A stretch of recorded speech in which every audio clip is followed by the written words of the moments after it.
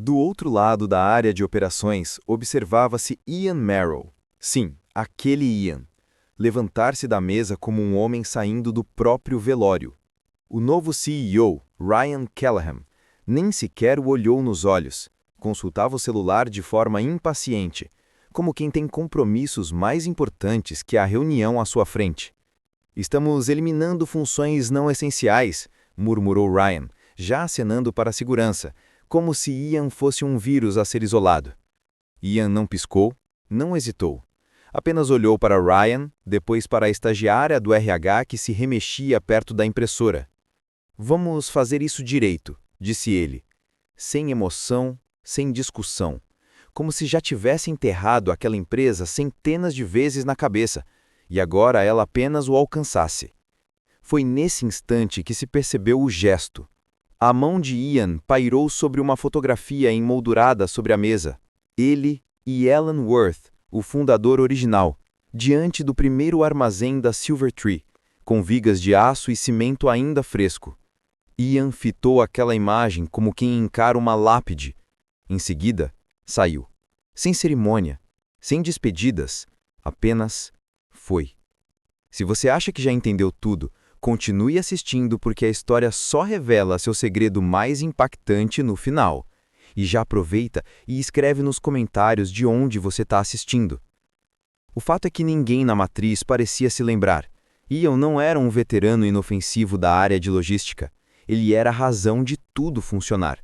Enquanto Ryan e seu conselho estratégico se ocupavam instalando mesas de ping-pong e contratando influenciadores do LinkedIn, era Ian quem reconstruíra a cadeia de suprimentos depois do incêndio de 2009.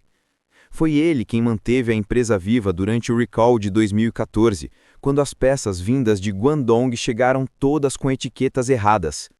E era ele quem aparecia sempre que metade da equipe estava fora em retiros de autoconhecimento ou outras bobagens do RH. Mas por usar colete de lã e almoçar todos os dias na mesma mesa, achavam que era parte do cenário, como um móvel antigo. Acreditavam que ele desapareceria como a tinta gasta no teto da copa. Aos poucos, o nome dele sumiu dos convites para reuniões. Suas sugestões eram anotadas e depois ignoradas. Até que um dia, sumiu do organograma, substituído por um diretor de engajamento cultural e por um estagiário do TikTok que uma vez perguntou se a UPS era uma startup. Então, quando Ian foi dispensado, a maioria apenas deu os ombros. Uma pena, mas ele ia se aposentar de qualquer jeito, cochichou alguém perto da copiadora. Outro brincou que o dinheiro seria melhor gasto em mais uma parede de donuts veganos. O ar estava carregado de cafeína e confusão, mas Ian não parecia derrotado quando saiu. Parecia concluído, como um homem que acabara de fechar um capítulo e já começava a escrever o final. O que ninguém ali sabia, e que só viria à tona muito depois, era que Ian estava jogando um jogo que nenhum deles sequer imaginava existir. Durante 20 anos, ele havia guardado silenciosamente seus bônus, recusado aumentos e direcionado tudo para uma única meta, a propriedade da empresa. Aproveitou momentos de crise quando antigos sócios venderam suas ações por valores simbólicos e fez aquisições discretas por meio de pequenas subsidiárias inativas e fundos de investimento fechados para não chamar atenção. Ações legadas silenciosas da classe F, que a nova diretoria nem sabia que ainda existiam, estavam escondidas atrás de empresas de fachada, canalizadas por um fundo fiduciário cego que ele criara anos antes quando ainda ocupava um assento no conselho e tinha autonomia para gerir participações cruzadas, vinculadas a estatutos antigos que nenhum dos executivos modernos se deu ao trabalho de ler. E agora, o haviam demitido. Achavam que estavam cortando custos, acabaram por arrancar a espinha dorsal. Ian não foi embora de imediato. Ficou sentado dentro do velho Subaru empoeirado, estacionado há muito tempo no mesmo lugar, como se fosse parte da paisagem do prédio, olhando fixamente para frente, como se o para-brisa fosse uma tela de cinema passando cada momento em que Ryan Callahan o interrompera em meio a uma frase. Vamos manter isso em um nível elevado, Ian. Talvez logística não seja onde a inovação acontece. Precisamos de pensadores modernos no comando. houve uma reunião em que Ryan pediu para a equipe de operações começar a chamar o armazém de Arena de Distribuição. Ian nem reagiu. Apenas clicou na caneta, anotou algo e seguiu em frente. Agora, sentado no carro, tranquilo como água parada, ele abriu o porta-luvas e puxou uma pasta azul marinho, papel tamanho ofício, divisórias e marcações em dourado já desbotadas, como cicatrizes antigas. Na capa, lia-se Silvertree Voting Trust, Class F Holdings. Dizem que seus dedos repousaram sobre aquela pasta como quem segura uma arma enterrada por anos, e agora era hora de desenterrá-la. Ele não ligou para o RH, nem para a esposa, nem para o amigo que certa vez o aconselhou a parar de se importar com uma empresa que nem sequer a mencionava mais na página Sobre Nós.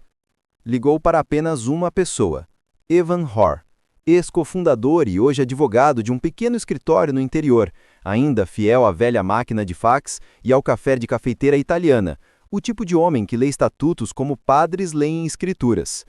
Ian disse apenas 6 palavras. Ative a cláusula de conversão. Estou assumindo o controle direto. Avon não perguntou nada, apenas respondeu. Entendido. Eles nunca atualizaram os estatutos. Foi ali que tudo começou.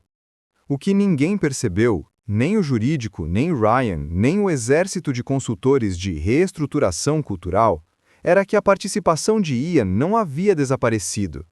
Estava oculta atrás de 3 empresas de fachada, um fundo fiduciário de voto cego e uma cláusula de 2001 que permitia converter as ações da classe F em direito de voto direto, a critério do titular.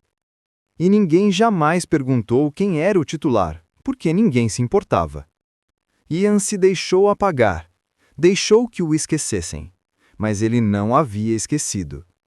Não esqueceu as férias perdidas para comprar mais meio ponto percentual na Série B, nem de ter vendido o segundo carro em 2007, quando a empresa quase não conseguiu pagar os salários, só para fazer um empréstimo ponte e garantir outro ponto percentual. Ele não se esqueceu de quando contrataram Ryan, recém-saído do fracasso de uma startup de estilo de vida, e pediram a Ian que o orientasse sobre a realidade da operação. Depois, apagaram o nome de Ian do resumo executivo 6 meses depois. 83,2%. Era isso que ele controlava. As séries antigas haviam sido arquivadas em um sistema contábil esquecido, anterior à migração digital. Ninguém mais as consultava. Os registros que Avon mantinha impecavelmente, guardados em uma gaveta trancada cuja chave só ele conhecia, mostravam a verdade. Ian não bateu no volante, nem gritou, nem acendeu um cigarro como em filmes de vingança. Apenas ajustou as saídas de ar, desligou o painel e tocou uma vez na pasta de couro. Eles acharam que o haviam conduzido até a porta de saída. Não faziam ideia de que ele, na verdade, acabara de entrar. Na manhã seguinte, o velho sino de bronze do escritório de advocacia de Avon Roar soou com um timbre cansado quando Ian entrou, do mesmo jeito que fizera 2 décadas antes, trazendo apenas uma apresentação de 3 slides e um acordo selado com um aperto de mãos. O ambiente ainda cheirava a papel jurídico e poeira, e o termostato marcava 19 graus. Avon sempre dizia, mentes frias pensam com mais clareza. Ao vê-lo entrar, Avon tirou os óculos com calma, como quem esperava por aquela visita há 20 anos. Não falaram sobre amenidades ou relembraram um passado. Apenas abriram a carta de fundação e começaram a traçar as marcas no papel de uma empresa da qual ambos nunca haviam realmente se desligado. E ao caminhar pelo armazém, Ian notou rostos conhecidos, e entre eles viu Kellen Delaney, a supervisora inflexível que sempre resolvia problemas antes que alguém os percebesse. Evan folheava as páginas enquanto Ian tomava um gole de café preto em uma caneca lascada, ainda exibindo o antigo logotipo da Silvertree, da época em que a empresa tinha um pinheiro de verdade e uma alma genuína. Aqui, disse Evan, apontando para uma seção próxima à margem inferior. Expansões do Conselho após 2015, nenhuma ratificada por votação dos acionistas. Nomeações de executivos condicionadas a garantias de liquidez da Série D, todas sujeitas à aprovação da procuração. Ian assentiu, o que nunca aconteceu. Eles nem sequer perguntaram, respondeu Evan. Presumiram que a fundação estivesse morta, assim como você. Começaram a circular nomes, destacar nomeações e apontar inconsistências. Ryan havia preenchido o conselho com aduladores, pessoas pouco ligadas à conformidade, mas obcecadas por estratégia e aparência. Abutres que agradavam investidores que assistiam às teleconferências trimestrais como se fossem palestras motivacionais, concordando com qualquer frase que incluísse palavras como sinergia ou crescimento ágil. Nenhum deles havia seguido os canais tradicionais. Por que fariam isso? Ninguém acreditava que a classe F ainda tivesse relevância. Ninguém imaginava que Ian ainda significasse algo. Então, ele pegou o celular e escreveu um único e-mail, sem alarde, sem ameaças, apenas uma linha. De acordo com minha autoridade como acionista, solicito o agendamento de uma revisão de governança. Enviou cópia para a assistente executiva, o consultor jurídico e todos os membros do conselho. Sem emojis, sem floreios jurídicos, apenas uma gravidade silenciosa. Em seguida, abriu o calendário corporativo, ainda tinha acesso pois o sistema não havia sido atualizado, e criou um evento. Assunto: reconfiguração. Sem pauta, sem ata de reunião, apenas uma palavra e um horário. Quarta-feira, 9 horas, sala de reuniões principal. O efeito começou de forma sutil. Algumas respostas confusas em responder a todos de assistentes que não entendiam o que se passava. Logo depois, o diretor jurídico pediu esclarecimentos sobre a base de autoridade. Ian não respondeu. Não precisava. Os estatutos estavam anexados. Documentos originais, assinados à tinta, da época em que a empresa ainda alugava cadeiras dobráveis e possuía uma única copiadora que imprimia tudo de lado.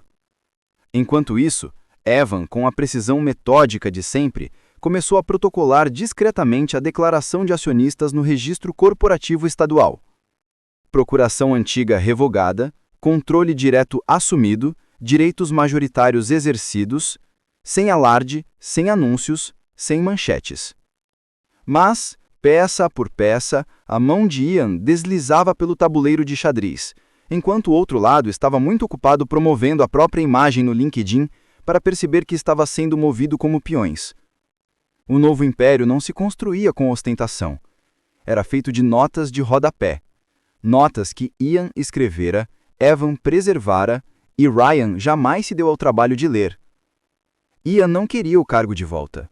Esse nunca fora o objetivo. Ele estava preparando o terreno, e todos estavam prestes a engasgar com aquilo que acreditavam ser deles. Ryan Callahan estava no meio de um gole de seu café gelado artesanal de $19 quando o e-mail chegou. Assunto: reconstituição. Ele bufou e encaminhou para o departamento jurídico com um comentário. Os velhos fazendo o mesmo papel do Jerry Maguire, tentando salvar o negócio que ninguém mais parecia compreender. Depois, jogou o celular sobre a escrivaninha de madeira de demolição que insistira em colocar no escritório para aparecer rústico e autêntico, e voltou a decidir qual citação de reunião sobre startups usaria para abrir o próximo encontro geral. O departamento jurídico, porém, não achou graça.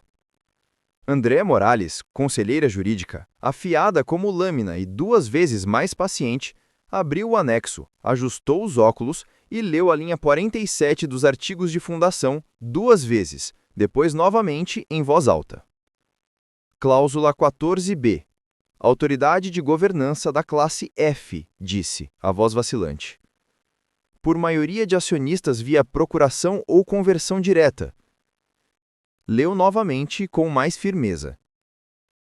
Qualquer acionista da classe F com mais de 60% das ações pode convocar uma revisão emergencial de governança, realizar auditoria do conselho e remanejar nomeações executivas, sujeitas à ratificação do próprio conselho.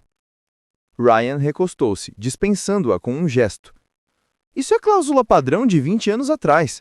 Agora temos estatutos da Série D. Andrea nem piscou.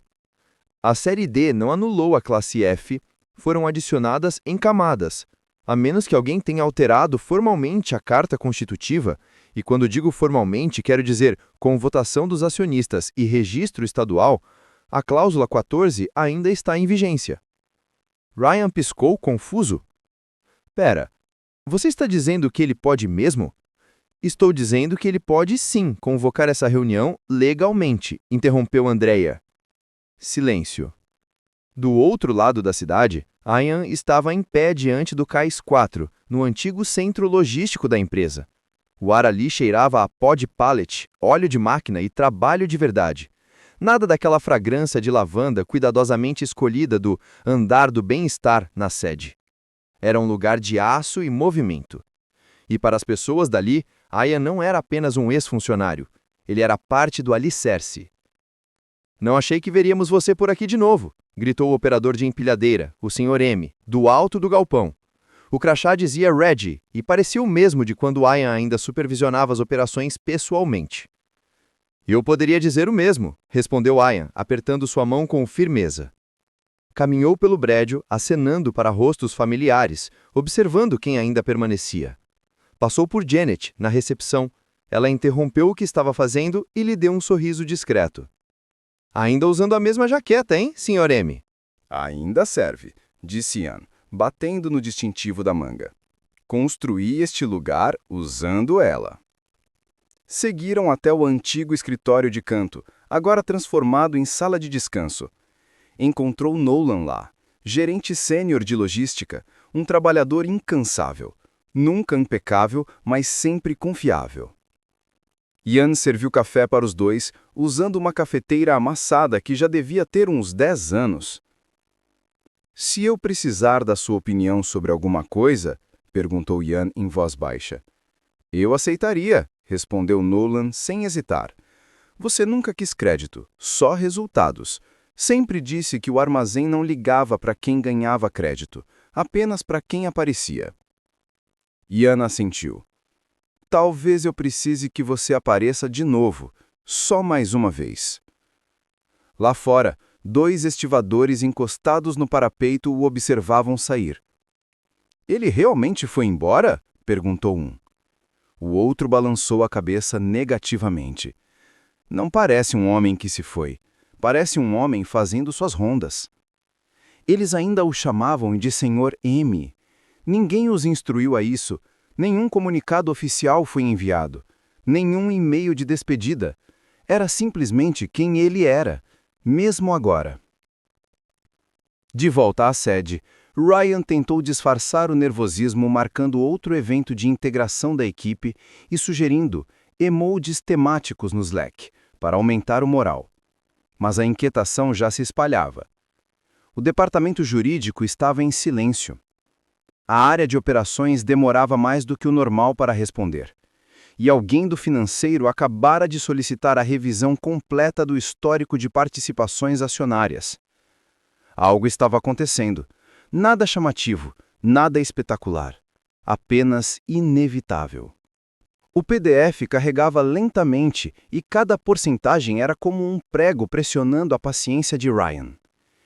Ele ficou de pé ao lado da mesa de Andrea, exalando cafeína e irritação, enquanto o departamento jurídico examinava a lista preliminar de acionistas.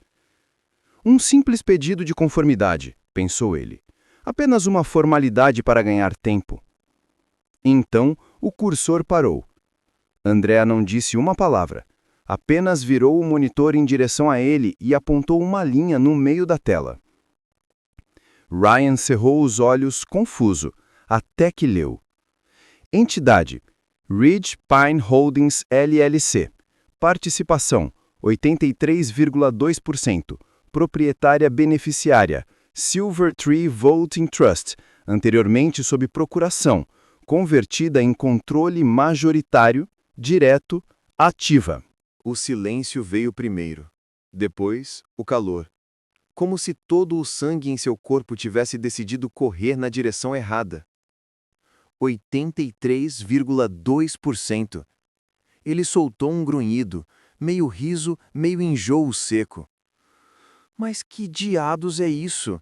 Isso não pode estar certo. Andrea não levantou os olhos. Foi confirmado 2 vezes, respondeu. O fundo havia sido estruturado com ações legadas da classe F. Ian vinha adquirindo participações discretamente há mais de 15 anos, por meio de pequenas subsidiárias inativas. Mas por que isso não foi sinalizado? Retrucou. Por que ninguém? Por que você não me contou? Andrea deslizou uma pasta de papel pardo pela mesa. Dentro havia um memorando de boas-vindas, antigo.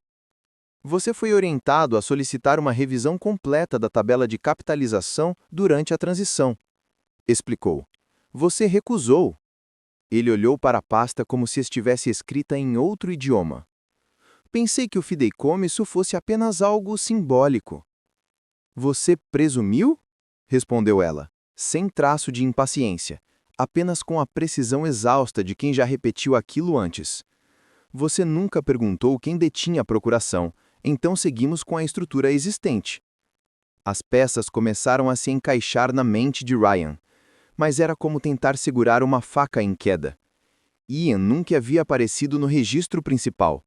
Seu nome não constava em nenhuma opção da série D, nem em grupo de votação, porque ele não quis. A conversão das ações da classe F em direito de voto direto era automática, prevista na cláusula de 2001, e não dependia de registro no sistema principal. Ele estava esperando. E agora, depois de ter sido completamente ignorado, não contratou advogado, não implorou por reintegração.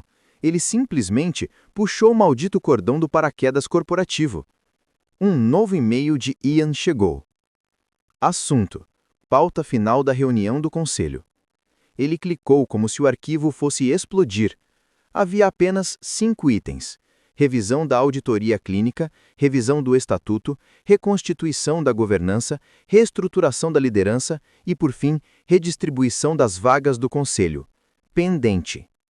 No sentido de que já estavam fora, só não sabiam ainda. Ryan afastou-se bruscamente da mesa e entrou na sala da diretoria, batendo a porta. Alguns funcionários mais jovens se assustaram. O estagiário que gerenciava as reuniões de cultura corporativa anotou mentalmente que cortaria o segmento de entrevistas daquela semana. Todos sentiram o impacto. O ar mudou, um cheiro de pânico misturado a perfume caro e lã fina. Ele andava de um lado para o outro, gritando ao telefone e exigindo falar com o chefe de relações com investidores. Mas mesmo enquanto o telefone tocava, sabia. Investidores não ligam para quem veste o terno, eles ligam para quem comanda. E Ian não tinha voltado apenas para recuperar uma mesa, ele tinha voltado para enterrar o regime. Em algum lugar do prédio, a impressora executiva começou a trabalhar, cuspindo cópias da nova pauta. Nada de alarde, apenas a preparação silenciosa para uma reunião que deixara de ser mera formalidade.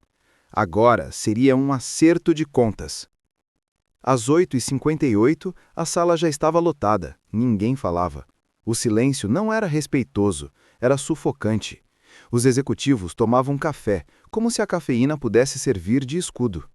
Ryan estava na cabeceira, maxilar travado, os dedos tamborilando rápido demais. Vestia um terno mais escuro que o habitual, menos para impressionar e mais para tentar conter o dano. Os investidores de Nova York, projetados na tela, não sorriam. Andrea, do jurídico, estava perto da porta, laptop aberto, expressão indecifrável. Então a porta se abriu e Ian entrou. Sem cerimônia, sem prancheta, apenas com o mesmo colete de lã e o andar firme. Não se sentou, não precisava. Colocou uma pasta na ponta da mesa e a abriu em silêncio. O único som era o ar-condicionado ligando. Vamos começar, disse Ian sem tremor, sem ênfase. Apenas a voz de quem esperou tempo suficiente. Vou ser breve, continuou deslizando uma página para frente. Esta é uma lista de todas as decisões executivas tomadas sem supervisão da maioria dos acionistas nos últimos 18 meses. Novas contratações, autorizações de despesas, trocas de fornecedores, consultorias de reformulação de marca, projetos de diversidade, equidade e inclusão, DEI, cultura, investimentos em plataformas. Aqui, apontou para uma coluna. estão as aprovações orçamentárias originais. E aqui, os valores reais. Ele passou cópias à mesa. Agora quero fazer uma pergunta simples a cada um de vocês. Vocês analisaram essas despesas? Olhou para o diretor financeiro, Kaylen, que congelou. Não, foi aprovada pela área de estratégia, murmurou. E esta contratação? Perguntou a diretora de RH, empurrando outra página. Disseram que estava alinhada às prioridades dos investidores, respondeu rápido, olhando para a tela. E esta estratégia? Perguntou a Ryan, que já suava. Era um realinhamento ágil, respondeu ele trêmulo, aprovado pela força de trabalho de branding. Ian não sorriu, apenas piscou lentamente. Aquela sem revisão do conselho, sem relatórios e sem auditoria interna. Ryan tentou responder, mas nada saiu. Ian ajeitou as folhas diante de si. Esta empresa foi construída com cuidado, com controle e com responsabilidade. É por isso que nunca levantei a voz antes, porque não se trata de fazer barulho. Ele fez uma pausa breve, depois olhou para Andrea. Proponho um voto de desconfiança na atual estrutura executiva. Ninguém gritou, ninguém bateu na mesa, apenas um movimento inevitável, mãos se levantando, uma a uma. Até mesmo os 2 investidores na tela clicaram em sim. A moção foi aprovada, confirmou Andrea. Maioria alcançada, reestruturação autorizada. Ian fechou a pasta. Ryan inclinou-se, tentando resgatar a teatralidade que costumava usar para dominar reuniões.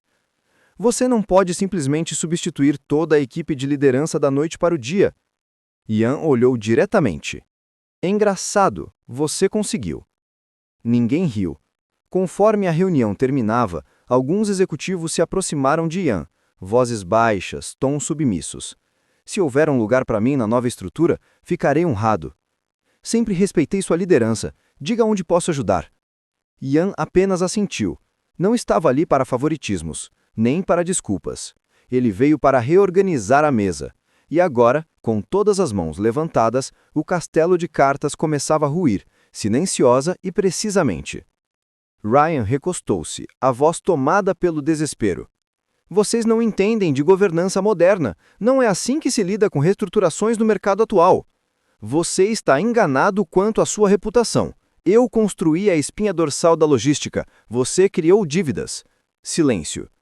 Ryan piscou, atônito, como se ainda tivesse autoridade, mas não tinha, não mais.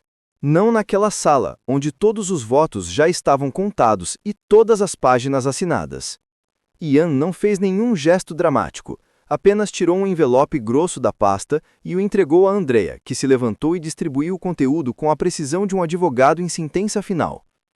10 envelopes, papel creme, com marca d'água da empresa, cada um com um nome escrito à mão em tinta preta. Cartas de demissão para toda a equipe executiva, inclusive Ryan, revisadas, autenticadas e com efeito imediato. Alguns olhos se arregalaram, outros se baixaram. Um executivo suspirou como quem já sabia que esse dia viria, mas torcia para estar errado. Ian observou em silêncio. Ele não havia vencido, apenas restaurado o que era seu por direito. A autorização para essas ações foi verificada, informou Andrea, mantendo o tom neutro. A conformidade corporativa está vigente. A indenização será paga conforme a cláusula 6.2 do seu contrato revisado. Ryan se levantou de forma abrupta, quase derrubando a mesa. Você não tem esse direito, esta é a minha empresa. Ian nem se moveu. Era a sua avaliação de desempenho. Esta ainda é a minha empresa. Antes que Ryan pudesse reagir, a porta se abriu. 2 seguranças entraram, sem pressa, sem agressividade, apenas profissionais, como se tivessem sido convocados para um serviço agendado. Olharam para Ian, que fez apenas um discreto aceno. A boca de Ryan se mexeu, mas nenhum som saiu. Ele buscava apoio, um olhar, um gesto, qualquer sinal de solidariedade. Mas ninguém o encarou. Nenhum movimento, nenhum olhar. O mesmo grupo de executivos que comemorara quando substituíram Ian, agora observava a mesa, mãos cruzadas, como alunos aguardando a chamada. Vou contestar isso, murmurou Ryan, enquanto os guardas se aproximavam. Você vai ver. Deveria, respondeu Ian com tranquilidade. Isso dará tempo para a nova liderança organizar a bagunça que você deixou. Um dos seguranças abriu a porta. Ryan não se moveu. Por um instante, parecia prestes a explodir, a iniciar mais um daqueles discursos sobre visão e alinhamento, que tanto gostava. Mas nada aconteceu. Nenhuma palavra. Saiu da sala do mesmo jeito que Ian saíra um dia, só que desta vez ninguém o aplaudiu, ninguém se levantou, ninguém o seguiu com um olhar. Ian observou-o atravessar o corredor e voltou-se para a mesa. Com efeito imediato, disse, estou nomeando a nova liderança interina. Colocou uma pasta fina sobre a superfície polida. Karen Delaney será a CEO durante a transição. Ela conhece os sistemas operacionais melhor que qualquer pessoa nesta sala. Trabalhou comigo por 10 anos.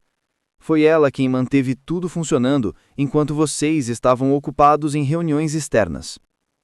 Um murmúrio percorreu rapidamente o ambiente. Karen? Do armazém? Comentou alguém em voz baixa. Ian não sorriu, mas os olhos dele diziam tudo. É hora de reconstruir de dentro para fora.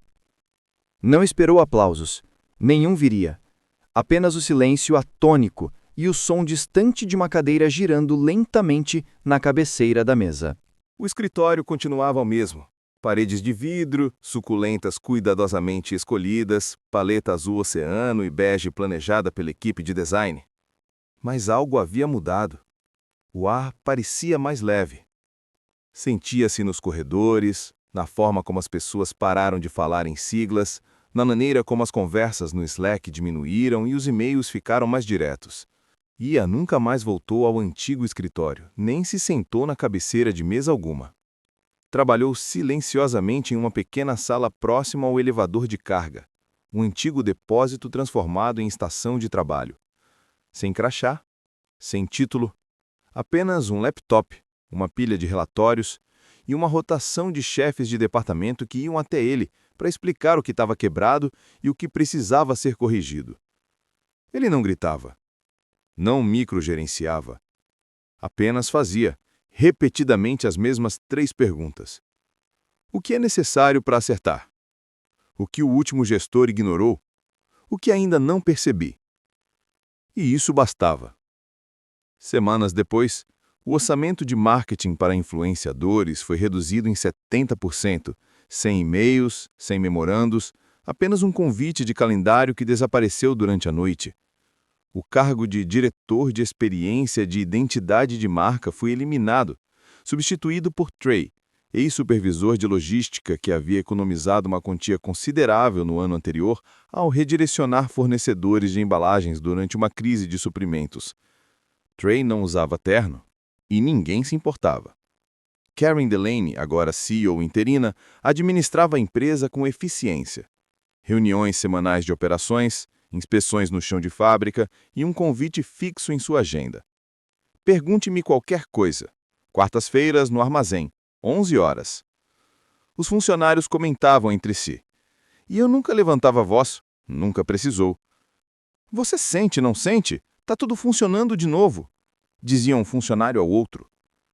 Não houve comunicados de imprensa nem relançamentos de marca, apenas o zumbido constante de competência retornando.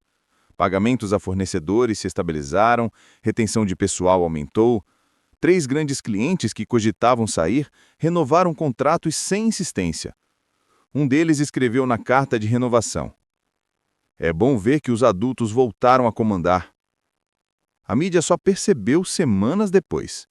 Um blog de tecnologia publicou uma manchete discreta: correção estratégica de investidores antigos devolve a Silvertree ao seu núcleo. Sem sensacionalismo, sem exageros, apenas 4 parágrafos claros e respeitosos. A foto não era de Ian, mas do armazém original, ainda em construção, coberto de poeira em andaimes. Naquela noite, Ian recebeu um e-mail curto. Uma linha, sem assunto. Que bom que você manteve a essência intacta. Assinado, Evan. Evan Hoare, O cofundador, a única outra pessoa que sabia onde estavam os alicerces e segredos da empresa. Ian não respondeu. Apenas observou a tela por alguns segundos. Depois abriu o estatuto da companhia e acrescentou uma cláusula às diretrizes de governança. A partir deste momento, qualquer CEO em exercício deverá se reunir pessoalmente com a equipe operacional principal uma vez por mês, sem delegação, sem procuração. Uma cadeira será reservada, sem exceções. Não anunciou, não compartilhou em reunião geral, apenas protocolou. Não era vingança nem comemoração, era restauração. Um passo de cada vez. A nova sala de reuniões era elegante, latão escovado, vidro fosco, mesa longa o suficiente para parecer cenário de filme de espionagem. Mas o clima era diferente, mais calmo, mais sólido. Karen agora era CEO efetiva. Crachá e tom de voz deixavam isso claro. Sem jargões, sem teatralidade. Apenas firmeza ao apresentar aos investidores resultados que não precisavam de maquiagem. Margens em alta, retenção sólida, disputas com fornecedores resolvidas, previsões ancoradas na realidade. Ian permanecia sentado em silêncio na outra ponta da mesa. Não no comando, apenas presente. Karen olhou para ele ao final da reunião. Ele retribuiu com um discreto aceno. Quando os números foram apresentados e os investidores reagiram com aprovação contida, Ian se levantou, não para discursar, mas apenas para dizer uma frase. Não se trata de mim, afirmou, olhando ao redor. Nunca se tratou e nem deve se tratar. A voz era calma, mas firme o suficiente para que todos se inclinassem levemente. Trata-se de lembrar quem mantém as luzes acesas, continuou. Não os logotipos, nem slogans, mas as pessoas que sabem consertar o circuito quando ele queima. Ele se virou, tirou uma pequena moldura da pasta, caminhou até a parede e a pendurou ao lado do anúncio emoldurado do IPO e do recorte da série D. Era uma foto antiga, levemente desbotada. 5 pessoas diante de um galpão inacabado, usando moletons e botas de bico de aço, sorrisos genuínos. A equipe original, da época em que Silvertree significava mais do que sinergia escalável, ou canecas personalizadas. Ninguém disse nada. Ian observou o ambiente uma última vez, sem orgulho, sem tristeza, apenas a serenidade de quem cumpriu seu dever. Antes de sair, murmurou quase para si mesmo. Podem demitir os silenciosos se quiserem, mas lembrem-se de conferir a titularidade. Não esperou aplausos. Não precisava. A porta se fechou suavemente atrás dele. Karen endireitou-se. A sala retomou o foco. A empresa seguiria em frente, com memória, com raízes. Lá fora, Ian caminhava pelo corredor, passando pela parede dos fundadores, pelo slogan engravado no vidro, pela mesma recepção onde meses anteriores tentaram apagá-lo. Seu último pensamento foi tão silencioso quanto o ar que o acompanhava. Tentaram apagar um nome. Eu apaguei um regime.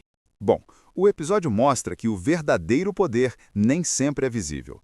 Ian Merrill não precisava de títulos, aplausos ou reconhecimento para construir sua influência. Ele entendeu que liderança e responsabilidade são exercidas silenciosamente, com estratégia, disciplina e paciência, enquanto outros buscam a aparência de competência.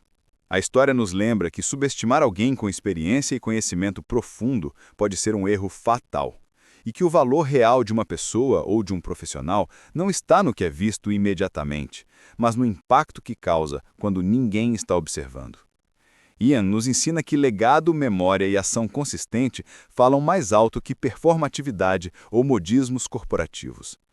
A lição central é sobre a importância da visão estratégica e da paciência na construção de autoridade e legado. Ian construiu sua posição ao longo de décadas, investindo discretamente, acumulando controle e mantendo a empresa funcional, mesmo sendo ignorado ou desvalorizado. Ele prova que agir com ética, foco e persistência supera a impulsividade de decisões superficiais.